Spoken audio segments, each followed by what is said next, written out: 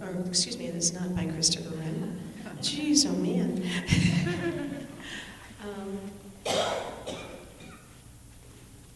We'll tell you later who it's by.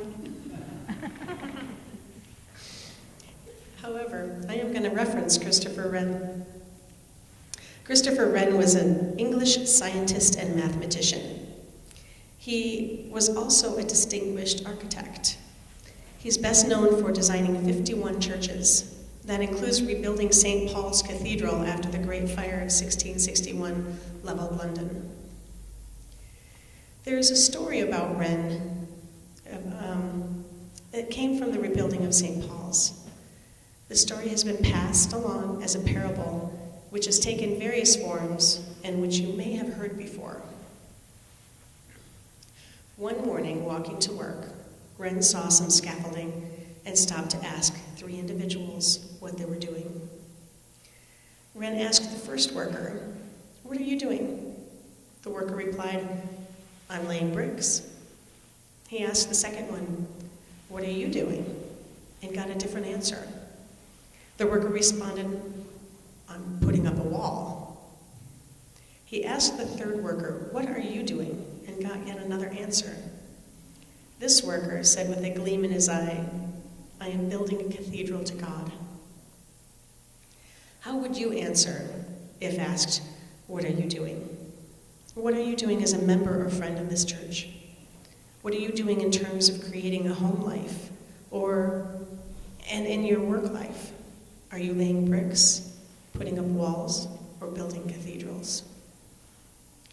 The 3 workers who Wren spoke to were all doing the same job. The difference among them is a difference of perspective. Their answers reflect the difference between, on the one hand, being focused on a task without the sense of a larger goal, and on the other, being able to imagine a larger vision for one's actions. In some ways, the story reflects the difference between being mired in the mundane and being inspired by the sublime. To hold out that larger vision requires exercising imagination. It means seeing what is not yet there and possibly may never be. Having a vision is sometimes described as the intentional practice of imagination. Bringing the practice of imagination to what we do can motivate and inspire us, particularly when we might otherwise feel discouraged, challenged, bored, or beleaguered. Imagination can lift our eyes from the mundane. I have to remind myself sometimes that when I'm doing chores or projects that I don't like to do, that there is a larger purpose for what I'm doing. I had some work done on my kitchen recently. Some of it was to make needed repairs, and some for aesthetic reasons. In my mind, the project was small because my kitchen was pretty small. It ended up being more work than I anticipated. There were far more steps along the way than I had realized there would be. There were a lot more tasks and details that required my attention than I had expected, and looking at pictures in magazines and on Pinterest and Houzz was fun. But trying to get quotes from different contractors almost caused me to give up. Actually, trying to get contractors to return my phone calls was the most challenging part. There were a few points in the process when I thought maybe I should cut some corners because it felt easier than getting all of the work done. I didn't account for how long it would be from when I began the process to actually completing the project. Nor did I realize that such a seemingly small project would involve so many days of contractors in and out of my house. Listening to demolition, sawing, and hammering quickly grew old. As they were putting in the flooring, I was attempting to work on this sermon. So I was preaching to myself about how they weren't installing a floor, but crafting a kitchen. They weren't laying bricks, but building a chapel. At those points, when I felt the most frustrated by the details, I just kept trying to focus on the dream I had for what my kitchen would be like when I was all done. Now the work is thankfully completed, and I'm pretty sure it'll be a long time before I ever take on a project like that. But I have a lovely, contemporary, functional kitchen now. That same intentional practice of imagination is needed for us to grow spiritually. We need to be able to hold out an image of what does not yet exist. Bill Whitson, a retired minister of the Church of Scotland and a religious studies teacher, said that religion lives on imagination. At its best, he says, religion operates precisely through the exercise of the imagination. However, creeds, dogma, and anything that seeks to curb this freedom is anathema to the true religious spirit, to the exercise of imagination. James Mackey, a Presbyterian minister and educator, describes this another way. He says that the imagination must captivate our heart. Imagination in its artistry seeks to enchant rather than to coerce, to haunt rather to conclude, to tug at the heart rather than to beat around the head. When exploring imagination in religion, another spiritual teacher, the Franciscan spiritual writer Richard Rohr, refers to the imaginarium. Isn't that a great word? I'm a word wonk, so I love it. You just kind of know what it is by hearing it, but I'll give you the quick definition too. An imaginarium is a place devoted to the imagination. A house of worship can be one of those places. Our Unitarian Universalist community is one of those places. A person's very being is one of those places. Each of us has our own imaginarium. We each have what Rohr describes as an unconscious worldview constructed by our individual and group's experiences, symbols, archetypes, and memories. For example, Jews, Muslims, Hindus, Catholics, and Protestants live in quite different imaginaria. If your imaginarium is rich, intelligent, and not overly defended, you will never stop growing spiritually. My advice, read more poetry and literature, watch movies, listen to music, visit museums.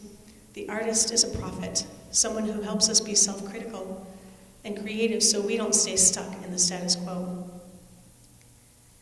The prophet models and embodies a new way of thinking and being that allows us to imagine a larger, more inclusive way to live. You cannot even imagine something or someone or something to do until you first have an imagination of it inside you. In order to learn something radically new, you must first imagine it. Religious community is an imaginarium. It is a place where we model and embody a new way of thinking and being. Together we practice using our imaginations to envision a larger, a more inclusive way to live. Humans appear to be the only creatures that have the brain architecture to do this creative work. This imagination of ours helps us dream up new ideas and shifts our attitudes. It leads us to imagine worlds, beings, and possibilities that don't physically exist yet or may never exist.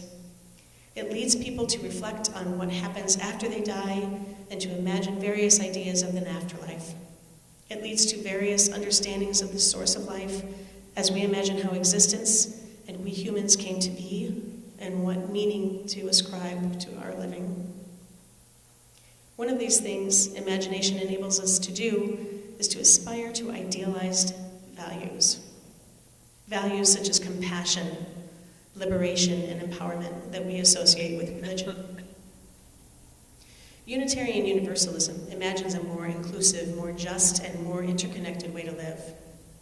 Our values guide us towards transforming ourselves and others as we strive for the dream of the beloved community.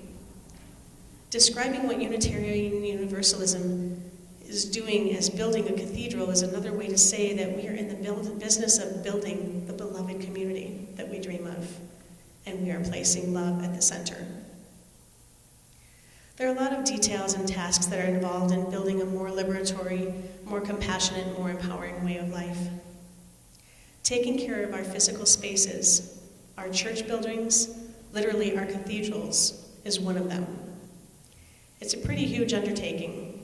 There's the day-to-day cleaning and tidying up, as well as the major projects such as replacing furnaces, roofs, windows.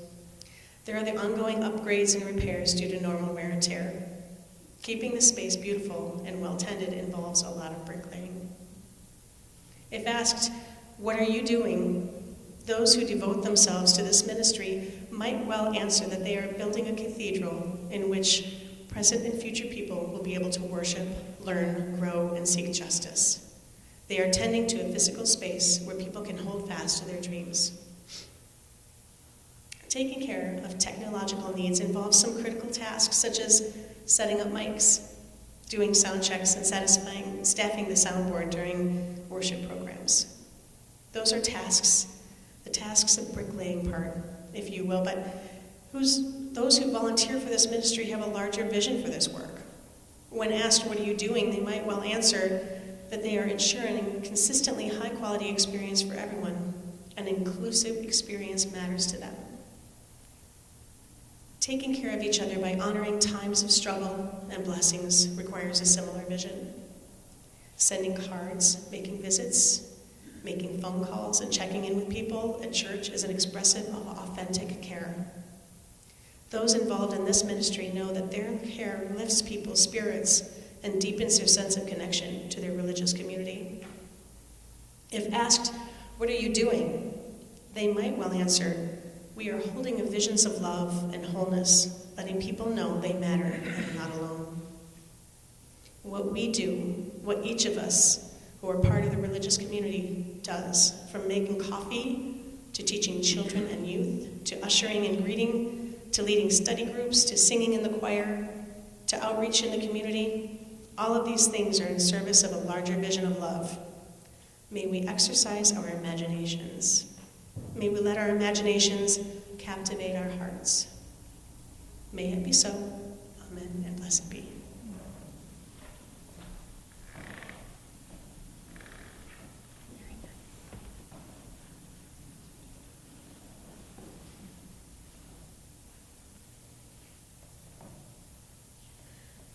That was nice. Please stand as you're willing